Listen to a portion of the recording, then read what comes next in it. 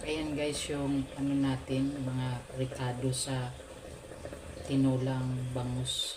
Ayan, may tanglad, sibuyas, atsal, kamatis.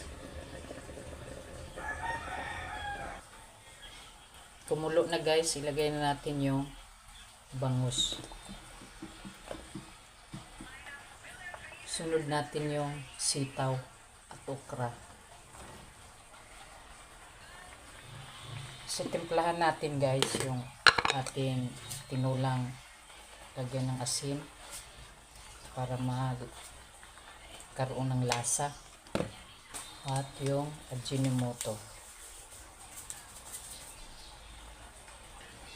So, yung last natin ilagay yung ayan, kulokon, ayan oh, yung gulay na galing sa tanim ni Sister Malo. Ayan.